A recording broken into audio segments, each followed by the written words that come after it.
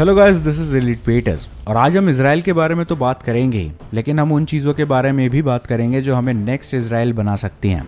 And believe me, it is possible. और ऐसा करने के लिए जो रिक्वायर्ड एलिमेंट्स हैं वो धीरे धीरे अपनी जगह पे आ रहे हैं। देखिए, इसराइल और पैलेस्टाइन के बीच की कॉन्फ्लिक्ट हिस्टोरिक है और अगर हम दोनों साइड की स्टोरी को पूरा सुने तो ऐसा लगता है कि दोनों ही सही है। लेकिन चीज़ें हमेशा वैसी नहीं होती जैसा हमें दिखती हैं या लगती हैं। इस पूरी कॉन्फ्लिक्ट में मेरी कोई साइड नहीं है और मेरी साइड रेलेवेंट भी नहीं है। पर मेरा किसी भी कंट्री का साइड लेना मैटर इसलिए भी नहीं करता क्योंकि जो जंग इसराइल और पैलेस्टाइन के बीच में चल रही है वो उनकी जंग है। पर हम इस जंग से सिर्फ कुछ सबक ले सकते हैं जो शायद हमें आने वाले खतरे के लिए प्रिपेयर कर दें। लेकिन उससे पहले आपको ये कॉन्फ्लिक्ट का थोड़ा सा बैकग्राउंड जानना बहुत जरूरी है। इसमें बेशक रिलीजियस एंगल है जैसा कि सारे लोग सस्पेक्ट कर रहे हैं, बट इसका एक ऐसा एंगल भी है जो इस सिचुएशन को इंडिया के साथ बहुत ज्यादा रिलेट करता है। ब्रीफ में अगर समझे तो वर्ल्ड वॉर 1 के पहले तक पैलेस्टाइन ओटोमन एम्पायर, जिसको टर्किश एम्पायर भी कहते हैं, उसका पार्ट था, जहाँ पे अरब मुस्लिम्स, क्रिश्चियंस और जूस साथ रहते थे।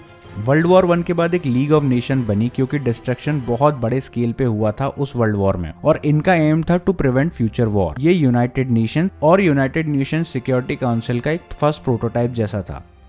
लीग ऑफ नेशंस ने ब्रिटेन को कहा कि आप पैलेस्टाइन को गवर्न करिए और उसी दौरान ब्रिटेन 1917 में एक बेल्फोर डिक्लेरेशन अनाउंस करता है जिससे वो प्रपोज करता है एक national home for Jews. Surprisingly दुनिया की सबसे बड़ी मेजर कॉन्फ्लिक्ट का रूट कॉज में ब्रिटेन का नाम जरूर आता है, चाहे वो हमारी LOC और LAC ले लें या फिर इसराइल पैलेस्टीन कॉन्फ्लिक्ट। इस बेल्फोर डिक्लेरेशन के बाद यूरोप में रह रहे जूस का बहुत बड़े लेवल पे इमिग्रेशन शुरू हो गया इसराइल में और जब डेमोग्राफिक बदली तो जूस और अरब पैलेस्टीनियन के बीच टेंशन बढ़ने लगी क्योंकि डेमोग्राफी आपको ज्यादा जमीन कंट्रोल और डोमिनेट करने का चांस देती है। फिर सेकेंड वर्ल्ड वॉर आता है और उसके खत्म होते होते इस एरिया को गवर्न करना मुश्किल हो रहा था, तो इस एरिया को UN को गवर्न करने के लिए दे दिया जाता है। और क्योंकि सिचुएशन बहुत ज्यादा ट्रिकी थी डील करने में, तो UN ने भी सेपरेट जूइश स्टेट और सेपरेट पैलेस्टीनियन स्टेट का प्रपोजल रखा जिसे अरब लीडर्स ने मानने से इनकार कर दिया। और यहाँ शुरू होता है जूस और अरब के बीच वॉर का सिलसिला, जिसमें पहला वॉर लड़ा गया था 1948 में। नाउ आई थिंक आपको थोड़ा कॉन्टेक्स्ट मिल गया होगा कि ये रिलीजियस वॉर से ज्यादा एक रियल स्टेट वॉर भी है जिसको आने वाली कई कॉन्फ्लिक्ट में इसराइल ने जीता जरूर है। अब आते हैं इस करंट कॉन्फ्लिक्ट पे और ये जानने की कोशिश करते हैं कि हुआ कैसे। हम सब ने इजरायली डिफेंस फोर्सेस के बारे में बहुत सुन रखा है कि how they are very brave, very vigilant और बहुत टेक्नोलॉजिकली एडवांस है, राइट। पर अगर IDF इतनी ही सुपीरियर फोर्स है तो हमास जैसे बहुत ही लेस टेक्नोलॉजिकली एडवांस ग्रुप ने पूरे इसराइल की पूरी सिक्योरिटी मेजर्स और इंटेलिजेंस को चकमा कैसे दे दिया। अगर हम चेन ऑफ इवेंट की तरफ नजर डालें तो 7 अक्टूबर की सुबह 6 बजे के करीब ये अटैक स्टार्ट हुआ। फज्र मतलब बिफोर सनसेट की नमाज के बाद। आप ये डेट और टाइम याद रखिएगा, इनका बड़ा इंपॉर्टेंस है इस अटैक में। अटैक बहुत ही कोऑर्डिनेटेड, स्विफ्ट और फास्ट था। जो भी रिपोर्ट सामने आई उसके हिसाब से जितने भी हमास के एलिमेंट, मैं एलिमेंट इसलिए बोल रहा हूँ क्योंकि YouTube फ्लैग कर देता है content. I hope you guys will understand what I meant by elements. तो जितने भी हमास के एलिमेंट्स जो इसराइल में अंदर घुसे वो बहुत ही कोऑर्डिनेटेड तरीके से अटैक कर रहे थे। ऐसा लग रहा था जैसे उन्होंने टारगेट पहले से मार्क करके रखे हैं। कुछ एलिमेंट्स रेसिडेंशियल एरिया में घुस के सिविलियन को एग्जीक्यूट करना स्टार्ट कर देते हैं और कुछ एलिमेंट्स मिलिट्री बेसेस और चेक पोस्ट पे हमला करना स्टार्ट करते हैं। पहले कुछ घंटों में जो हुआ उसकी तस्वीरें आज तक आ रही हैं और दिल दहलाने वाली हैं। Absolute carnage. ये अटैक मल्टीपल फ्रंट पे हुआ, मल्टीपल डायमेंशन में हुआ, मतलब हवा, पानी और जमीन से एक साथ हमला हुआ, जिसमें शुरुआत में हमास ने 5000 से ज्यादा रॉकेट इसराइल पे फायर किए। इस अटैक में हमास ने बहुत सारी ऐसी टैक्टिक यूज की जो उसने शायद पहले कभी नहीं की थी, जैसे एक्सप्लोजिव्स, बुलडोजर से फेंस और दीवार को डिस्ट्रॉय कर देना इन्फिल्ट्रेशन के लिए। क्लियरली कोई तो मिलिट्री थी जो हमास को ये सब सिखा रही थी। इस सरप्राइज और कोऑर्डिनेटेड अटैक के 2 ऑब्जेक्टिव समझ में आते हैं। जितना नुकसान हो सके उतना नुकसान पहुंचाओ बोथ सिविलियन और मिलिट्री इंफ्रास्ट्रक्चर को, जिससे इसराइल एज अ देश के मोराल टूट जाए लड़ने का। लेकिन क्वेश्चन फिर भी यही आता है कि ये इसराइल में घुसे कैसे जब इसराइल की बॉर्डर इतनी हाईली सिक्योर्ड है टेक्निकली और मैन पावर वाइज भी। इसके लिए मैंने आपसे पहले कहा था कि वो डेट और टाइम याद रखिएगा, वो बहुत इंपॉर्टेंट है। 7 अक्टूबर को इसराइल एक चिल्ड वीकेंड के लिए प्रिपेयर हो रहा था। योम किप्पुर, जो कि जूज का एक one of the holiest festival है, वो अभी अभी गया था और सेलिब्रेशन अभी भी चल रहा था इसराइल में। लेकिन सिर्फ यही एक वीकेंड इस चीज के लिए रिस्पॉन्सिबल नहीं था। इसराइल में पिछले 2 साल से बहुत ज्यादा पॉलिटिकल टर्बुलेंस चल रहा है। सिर्फ 3 साल के अंदर इसराइल में 3 बार प्राइम मिनिस्टर बदले जा चुके थे। जब भी किसी भी देश की टॉप लीडरशिप पोजीशन कॉम्प्रोमाइज होती है तो उसका असर सबसे ज्यादा उसकी नेशनल सिक्योरिटी अपैरेटस पे पड़ता है, क्योंकि अगर डिसीजन मेकिंग बॉडी ही स्टेबल नहीं है तो डिसीजन भी स्टेबल नहीं रहेंगे। इंटरेस्टिंगली 2021 में ही हमास और इजराइल की आखिरी बार मेजर कॉन्फ्लिक्ट हुई थी। उसके बाद से हमास शांत था और अचानक ऐसा लग रहा था कि पैलेस्टीन में एंटी हमास सेंटिमेंट ग्रो होने लगा था। इससे इजरायली एजेंसीज को ऐसा लगने लगा कि शायद कोऑपरेशन और कोएग्जिस्टेंस पॉसिबल है, लेकिन उन्हें ये अक्टूबर 2023 में ही पता चलने वाला था कि वो जो एंटी हमास कैंपेन था वो सिर्फ एक दिखावा था। पर्दे के पीछे हमास इसी बड़े अटैक को प्लान कर रहा था, जिसका प्रूफ उसने खुद अपने प्रोपेगेंडा वीडियोस में दिए।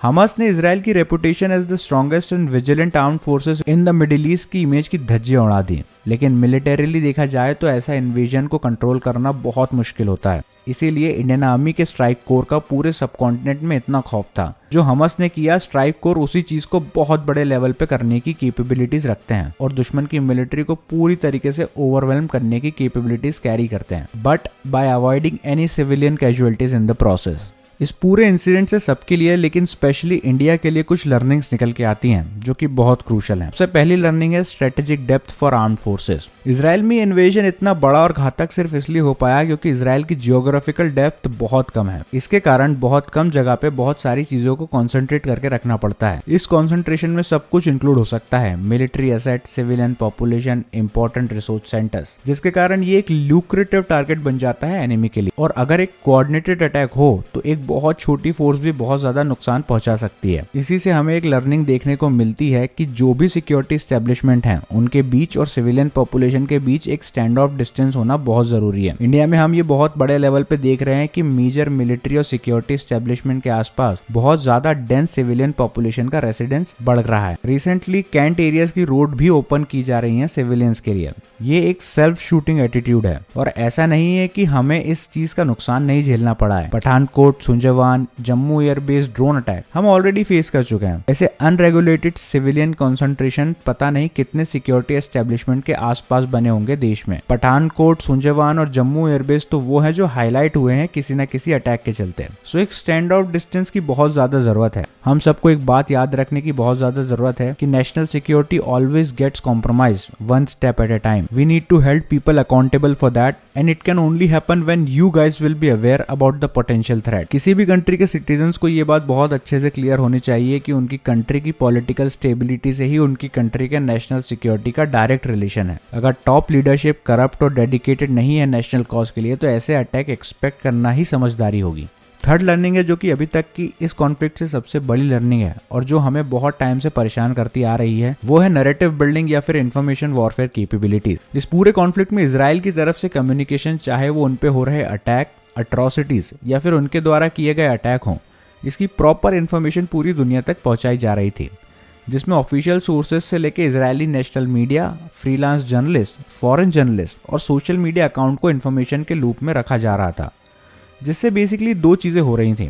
शुरुआत में एक्साइटमेंट में जो हमास एलिमेंट ने अपने अटैक के वीडियो बनाए और सोशल मीडिया पे डाले, उन्हीं को यूज़ करके इजरायली इस अटैक को, जो कि वाकई में होलोकॉस्ट के बाद उन पर हुआ सबसे बड़ा अटैक था, उसको पूरी दुनिया के सामने रखा और एक ओपिनियन बनाने की कोशिश करी कि अब जो इजराइल करेगा वो सब जस्टिफाइड होगा, चाहे वो वॉर क्राइम्स ही क्यों ना हो। यही दुनिया में वॉरफेयर की सच्चाई है। स्ट्रॉन्ग नैरेटिव के साथ आप आधी जंग वैसे ही जीत जाते हैं। इसका प्राइम एग्जाम्पल इसराइल गाजा की ये लड़ाई तो है ही, पर यूएस इन्वेजन ऑफ इराक भी इसका बढ़िया एग्जाम्पल है, जहां एक फेक नैरेटिव बना के पूरी कंट्री को बर्बाद कर दिया गया। सैडली इंडियन अथॉरिटीज अभी भी इंफॉर्मेशन वॉरफेयर की कैपेबिलिटीज और इंपॉर्टेंस को समझ नहीं पाई हैं। हमारे लीडर्स स्पीचेस में इंफॉर्मेशन वॉरफेयर वर्ड का यूज जरूर करते हैं टू कंफर्ट द पीपल, पर कई रीसेंट कॉन्फ्लिक्ट में इंफॉर्मेशन वॉरफेयर का आई भी अथॉरिटीज की तरफ से देखने को नहीं मिला है। ये इंडिया के लिए बहुत ही क्रूशियल कैपेबिलिटीज है, क्योंकि जिस लेवल की प्रेजेंस इंडियंस की है इंटरनेट पे, उससे इंडिया का डोमिनेंस इस फील्ड में अनमैचेबल हो सकता है। फोर्थ लर्निंग इस कॉन्फ्लिक्ट से निकल के आती है to never let your guard down. मैंने आपसे शुरुआत में कहा था कि ये डेट और टाइम याद रखिएगा, ये बहुत इंपॉर्टेंट चीज़ है। आपको पता है ऑलमोस्ट इसी डेट पे 50 साल पहले क्या हुआ था?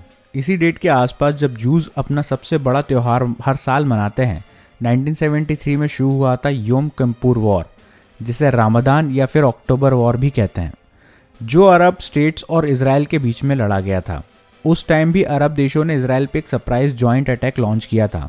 हजारों लोग मारे गए थे। ऐसा नहीं है कि आज भी हमारे दुश्मन कुछ सिग्निफिकेंट डेट पे कुछ हरकतें करने का प्लान नहीं करते, बस वो आम लोगों तक नहीं पहुंचती क्योंकि सिक्योरिटी फोर्सेस अलर्ट हैं और चीज़ों को टैकल कर लिया जाता है। लेकिन सिर्फ डेट ही इस फैक्टर को अफेक्ट नहीं करती। इसराइल की डेवलपमेंट को फ्यूल करती है पैलेस्टीनियन वर्कफोर्स, लेकिन ये वर्कफोर्स सिर्फ इकोनॉमिक डेवलपमेंट ही नहीं, क्रिमिनल रेट डेवलपमेंट को भी फ्यूल करती है। इजरायली पैलेस्टीनियन कम्युनिटी में डेडली वायलेंस और क्रिमिनल एक्टिविटी का एकदम से स्पाइक देखने को मिला है, जिसमें आर्म्स और ड्रग्स ट्रैफिकिंग से लेकर एक्सटॉर्शन जैसे क्राइम काफी आम हो गए हैं।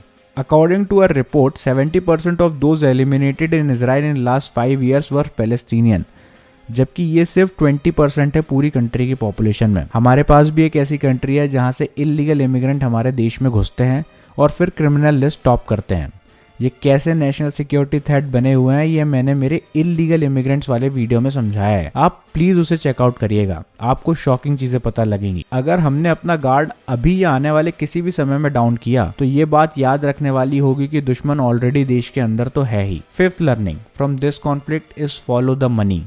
दुनिया की रिसेंट में हुई ऑलमोस्ट हर बड़ी कॉन्फ्लिक्ट, वायलेंस और कॉन्स्पिरेसी को इन्वेस्ट किया जाए तो सिर्फ एक ही चीज जो आपको उसके सोर्स तक लेके जा सकती है वो है द मनी ट्रेल। इंडिया ने रिसेंटली ये पॉपुलर फ्रंट ऑफ इंडिया के एलिमेंट के साथ किया। सिर्फ अकेली मनी ट्रेल ही आपको आधे से ज्यादा नेटवर्क और मोडस ऑपरेंडी के बारे में बता सकती है। इसराइल के मामले में भी यही चीज साफ होंगी। फिलहाल according to a report Hamas महीने के अप्रॉक्स $12 मिलियन कलेक्ट करता है फ्रॉम टैक्सेस, और ये टैक्स वो कलेक्ट करता है जो इजिप्शियन सामान गाजा में वो इम्पोर्ट करता है उससे। इसके अलावा ईरान हमास का सबसे बड़ा फंडर माना जाता है। Iran around $100 million annually Hamas को देता है। उसके बाद नाम आता है टर्की का। टर्की क्लेम करता है कि वो हमास को सिर्फ पॉलिटिकली सपोर्ट करता है, लेकिन कई तरीकों से पैसे भिजवाए जाते हैं, जैसे कोऑपरेशन और अदर एजेंसीज के थ्रू एड के कवर में। कई एक्सपर्ट्स के हिसाब से हमास की टैक्टिक में इरानियन रिवोल्यूशनरी गार्ड की झलक दिखती है। ऐसा माना जाता है कि लेबनान में IRGC और हमास की लीडरशिप की मीटिंग भी हो चुकी है। इंटरनल और कॉम्प्लिकेटेड मनी ट्रेल को जानना और समझना थोड़ा सा ट्रिकी पार्ट है, लेकिन इतना एविडेंट सपोर्ट आने वाले टाइम में जरूर इन देशों के लिए दिक्कत पैदा कर सकता है। ये सब चीजें मैंने आपको इतनी डिटेल में इसलिए बताई क्योंकि जो भी इजराइल के साथ हुआ, मुझे लगता है ऐसा हमारे साथ होने के भी बहुत ज्यादा चांसेस हैं। जैसा कि मैंने मेरे इलीगल इमिग्रेंट्स वाले वीडियो में साफ साफ बताया था कि हमारे आसपास भी ऐसे देश हैं जिनके साथ हमारे टेरिटोरियल डिस्प्यूट्स तो हैं ही, लेकिन उनकी रिलीजियस आइडियोलॉजी भी हमारे से अलाइन नहीं करती। जो सिचुएशन इजराइल के साथ आज है वो सिचुएशन हमारे साथ कल हो सकती है। और मैं आपको एक इम्पॉर्टेंट बात फिर से याद दिला दूं, टेरिटोरियल एस्पिरेशन इन देशों की गवर्नमेंट्स और फंडामेंटलिस्ट ग्रुप पास में भी और लगातार प्रेजेंट में भी एक्सप्रेस कर चुके हैं। पाकिस्तान और बांग्लादेश दोनों ही एक ही फिलॉसफी पे चलते हैं जिसका नाम है गज़वा-ए हिंद।